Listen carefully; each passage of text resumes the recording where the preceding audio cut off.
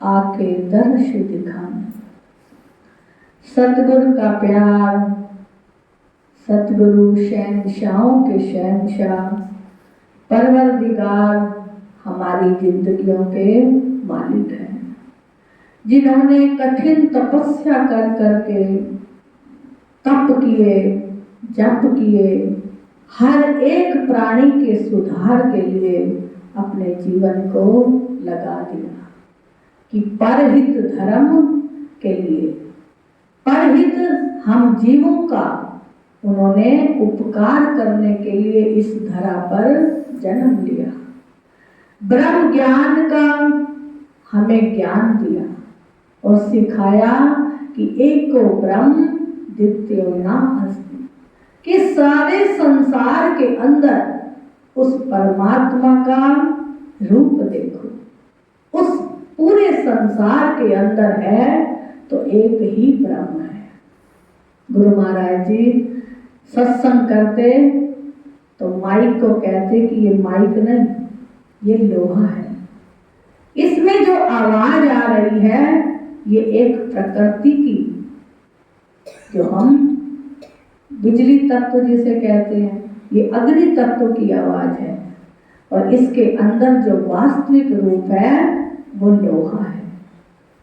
तरह तरह के आभूषण बनाए जाते हैं, कोई बाली बन गई, कोई टीका बन गया, कोई चूड़ी बन गई, लेकिन उसका वास्तविक रूप क्या है? वो सोना है। इसी तरह गुरु महाराज जी अपने वचनों द्वारा समझाते हैं कि जितने भी इस संसार के प्राणी हैं, सब में उस परमात्मा की एक ही ज्योत है। उस परमात्मा की ज्योत से सब प्रकाशमान है, और एक ब्रह्म सच्चित आनंद स्वरूप परमात्मा सब में समाया हुआ है। क्योंकि गुरु महाराज जी फरमाते हैं, ब्रह्म ज्ञान दी सीढ़ियां ते कोई कोई विरला चढ़े। ब्रह्म ज्ञान दी सीढ़ियां ते कोई कोई विरला चढ़े। चढ़ जावे सीढ़ियां 84 लाख औसदी कटे। जो चढ़ जाए सीढ़ियां 84 लाख औसदी कटे। ब्रह्म ज्ञान दी सीढ़ियां ते कोई कोई विरला चढ़े। ब्रह्म ज्ञान दी सीढ़ियां ते कोई कोई विरला चढ़े। जो चढ़ जाए सीढ़ियां 84 लाख औसदी कटे। जो चढ़ जाए सीढ़ियां 84 लाख औसदी कटे। कि गुरु महाराज जी हमें अपने वचनों द्वारा ब्रह्म ज्ञान के समझाते हैं कि जो ब्रह्म ज्ञान की सीढ़ियों पर चढ़ गया, कौन सी सीढ़ियां? कि हमारा मन संयम में रहे, मन विकारी ना हो, आशा तृष्णा विषय विकार इस मन से दूर हो जाए, और एक ही पार ब्रह्म परमेश्वर की लक्ष्यता हो जाए कि एको ब्रह्म द्वितीयो नास्ति, कि उस पार ब्रह्म परमेश्वर से ही ये सारा संसार रचा हुआ है। और गुरु महाराज जी हमें यही समझाते कि जिसने ब्रह्म ज्ञान की सोझी कर ली, उसके अंदर ना तो राग है, ना द्वेष है, ना ईर्ष्या है, ना कलेश है। यदि व्यवहार में वो कहीं देखता भी है ब्रह्म ज्ञान नहीं है, इसके अंदर दुविधा भरी है, तो वो उस तरफ से दूसरी तरफ चला जाता है। क्योंकि जो ब्रह्म ज्ञानी है उसके अंदर तो यही है कि मैं सबको सद्मति दूं, सबको पर उपकार करूं, सबका परहित करूं। लेकिन जो उस व्यवहार को नहीं समझ पाता, तो गुरु महाराज जी समझाते हैं कि उससे दूरी बना लो। कि ज्ञानी को तो ज्ञान दे सकते हैं, लेकिन मूर्ख को ज्ञान कैसे दें? मूर्ख तो जिस डाली पर बैठता है उसी डाली को काटने लग जाता है, लेकिन जो ज्ञानी है वो डाली से परे होकर उस डाली को काटता है कि मैं कहीं गिर ना जाऊं। इसी तरह गुरु महाराज जी समझाते हैं कि जो ब्रह्म ज्ञान है, उस परमात्मा की ज्योत सबके अंदर है। सबको पता है कि मैं शरीर नहीं, मैं आत्मा हूं, लेकिन फिर भी हमारी आसक्ति शरीर में रहती है। और जो गुरु के संग में आ गया, जिसने पार ब्रह्म परमेश्वर का, गुरुदेव जी का संग पा लिया, उसकी दुविधा सद्गुरु महाराज जी मिटा देते हैं। और क्या सिखाते हैं गुरु महाराज जी? तुझ में राम, मुझ में राम, सब में राम समाया, सबसे कर लो प्यार, जगत में कोई नहीं पराया जी, कोई नहीं पराया। तुझ में राम, मुझ में राम, सब में राम समाया, सबसे कर लो प्यार, जगत में कोई नहीं पराया जी, कोई नहीं पराया। एक डाल के पुष्प है सारे, एक माला के मोती, एक माला के मोती। एक डाल के पुष्प है सारे, एक माला के मोती, हाँ एक माला के मोती। सब में आप समाया सतगुर, सब में है एक ज्योति, हाँ सब में है एक ज्योति। सब में आप समाया सतगुर, सब में है एक ज्योति, हाँ सब में है एक ज्योति। ना जाने किस मूर्ख ने ये लड़ना हमें सिखाया, सबसे कर लो प्यार, जगत में कोई नहीं पराया जी, कोई नहीं पराया। तुझ में राम, मुझ में राम, सब में राम समाया, सबसे कर लो प्यार, जगत में कोई नहीं पराया जी, कोई नहीं पराया। कि हमारा इस संसार में, गुरुदेव जी कहते हैं, कोई पराया नहीं। जब इस संसार में आए तो दुनिया चल रही थी, और इस संसार से जाएंगे तो भी ये संसार चलता रहेगा। सबसे प्यार करके हमने क्या पहचान करनी है कि वो भी मेरी आत्मा है, वो भी मेरी आत्मा है। क्योंकि हम कहते हैं कि मैं सत्चित आनंद स्वरूप आत्मा हूँ। गुरुदेव ने हमें भ्रम मिटाया। ये जीव और माया के बीच जो आवरण आ गया, माया का, एक तरफ जीव है, एक तरफ ब्रह्म है, और बीच में कौन है? माया। जब जीव उस परमात्मा से मिलना चाहता है तो कहता है कि मैं कैसे मिलूं? मैं जीव हूं, पंच भौतिक शरीर है मेरा, मुझ में सब विकार भरे हैं, मैं उस प्रभु से नहीं मिल सकता। वो कौन दूर करती है? वो माया दूर करती है। और जब ब्रह्म की लक्षता हो जाती है, जब जीव ये सोच लेता है कि जो बीच में माया है ये दूर हो जाएगी, तो ब्रह्म मेरे ही पास है। उस पार ब्रह्म परमेश्वर के बीच में जो मिलने नहीं देती, वो अविद्या माया है। और जब गुरुदेव जी की शरण में आते हैं तो गुरुदेव जी उस माया को दूर करवाते हैं कि ये माया संसार को अपने फंदे में फंसाने वाली है। माया हमें विषय विकारों में फंसाती है, ईर्ष्या द्वेष में फंसाती है, लालच में फंसाती है, जिस माया के कारण हम उस पार ब्रह्म को भूल जाते हैं और जीव को ही परमात्मा समझने लगते हैं। ये दुविधा हमारी गुरुदेव जी मिटाते हैं, पार ब्रह्म परमेश्वर से मिलाते हैं और हमें ब्रह्म की लक्षता कराते हैं कि दूसरा कोई है ही नहीं। हमें अपना व्यवहार ही दूर कर देता है उस परमात्मा से। हम व्यवहार में शरीर से थोड़े दुखी हुए, शरीर में कुछ दुख आ गया तो हम कहते हैं कि हम बड़े दुखी हैं। लेकिन जो आत्मा है वो तो कभी दुखी नहीं होती, वो तो हमेशा स्वस्थ है।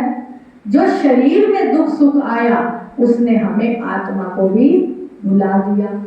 मेरे सिर में दर्द, मेरे हाथ में दर्द, मेरे पैर में दर्द, वो जो मन का विकार है, मन की वृत्ति है, वो सब कहाँ चली गई? शरीर के अंदर।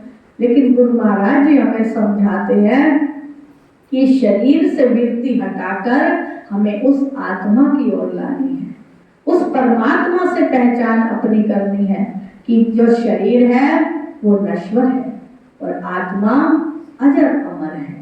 गुरुदेव जी हमें यही ब्रह्म ज्ञान दिन रात सिखाते हैं कि मैं और मेरा प्रभु एक नगरी में रहते हैं।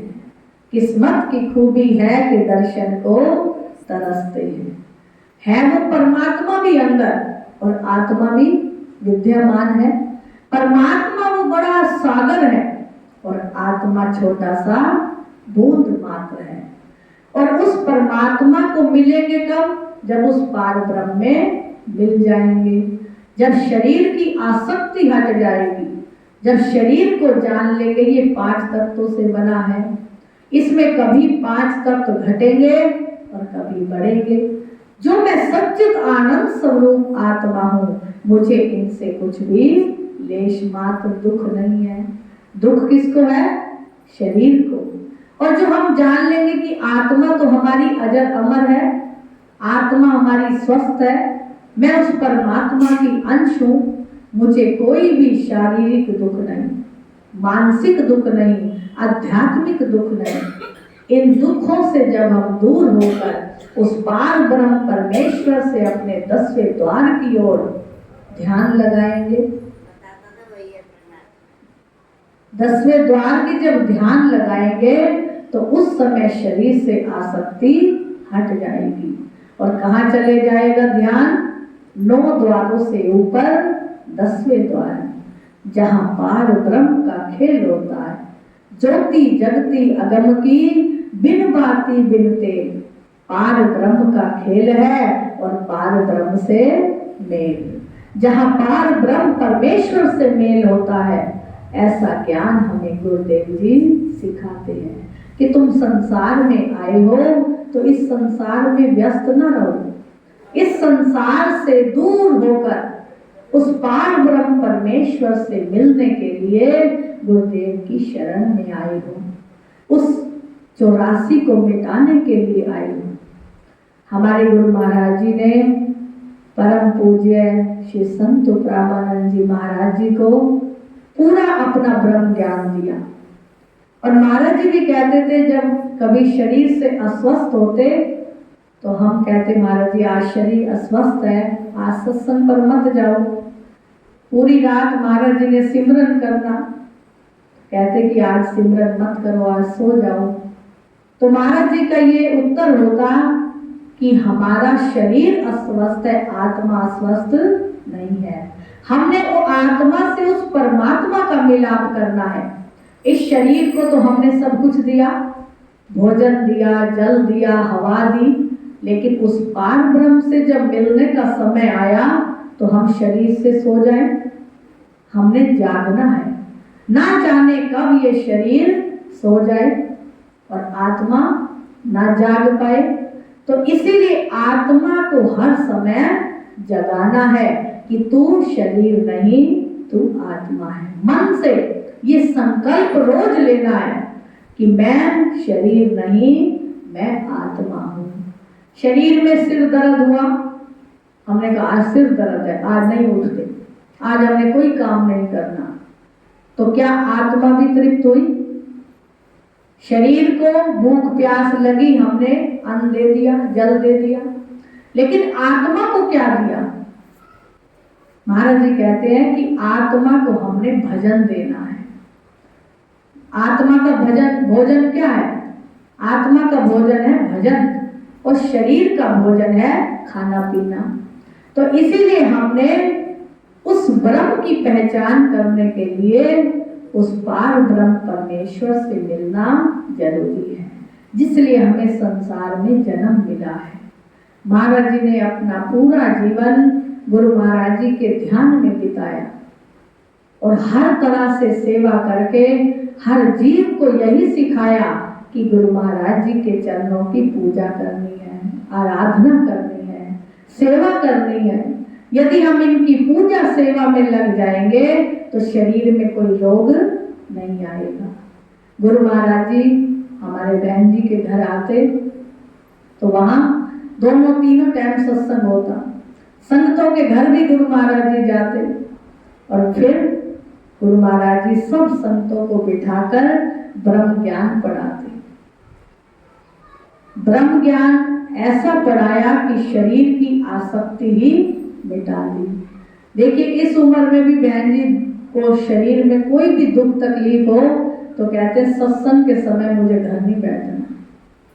तो ये क्या है? आत्मा को शक्ति मिली हुई है। आत्मा को शक्ति किसने दी?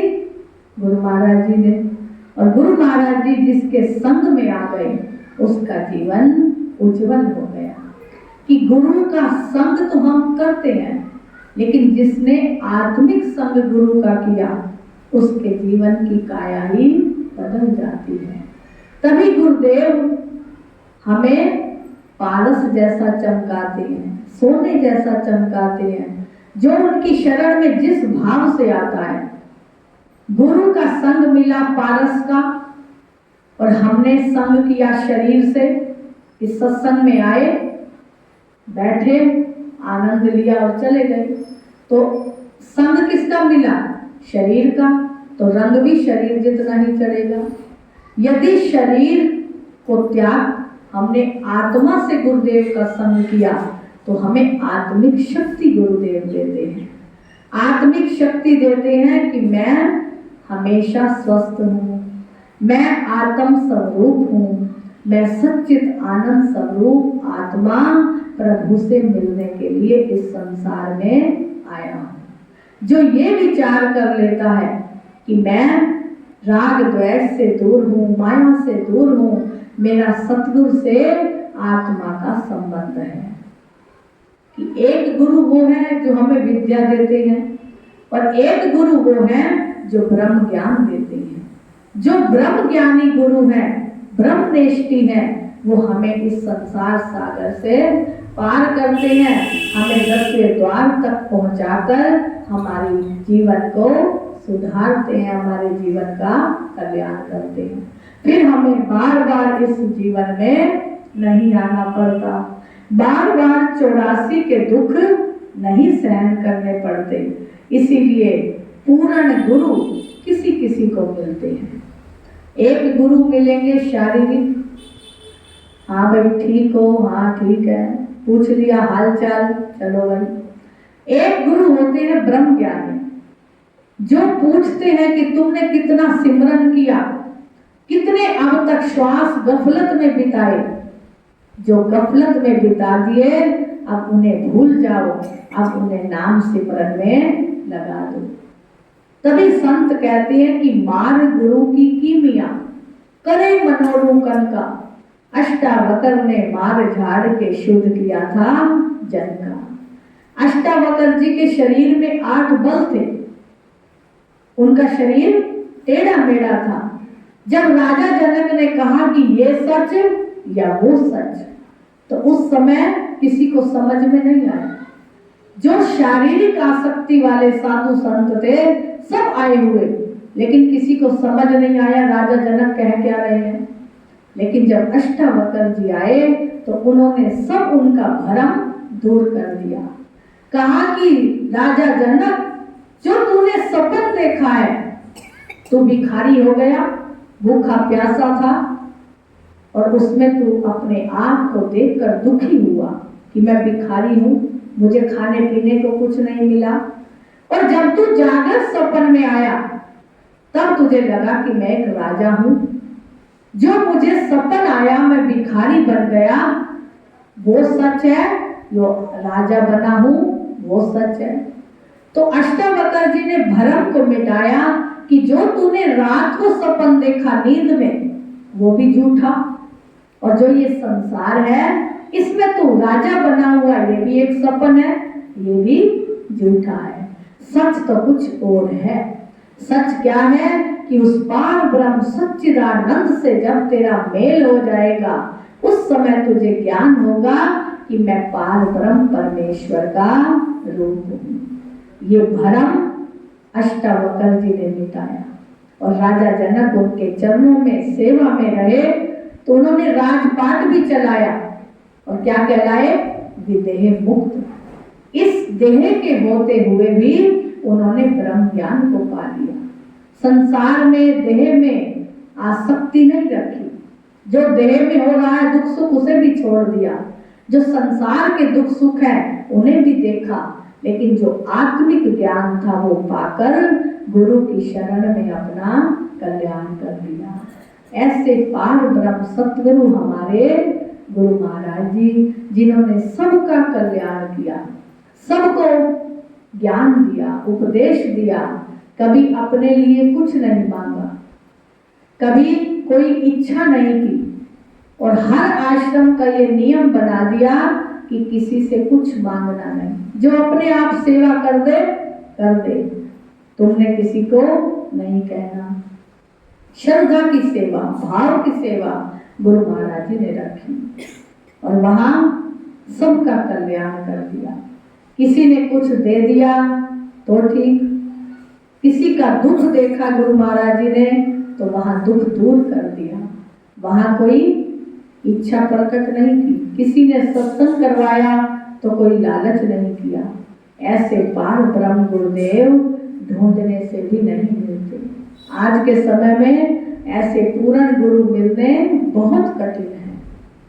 प्रेम से मधुर भरे जिनके वचन है, दुनिया में ऐसे गुरु मिलने कठिन है। दुनिया में ऐसे गुरु मिलने कठिन है। प्रेम से मधुर भरे जिनके वचन है,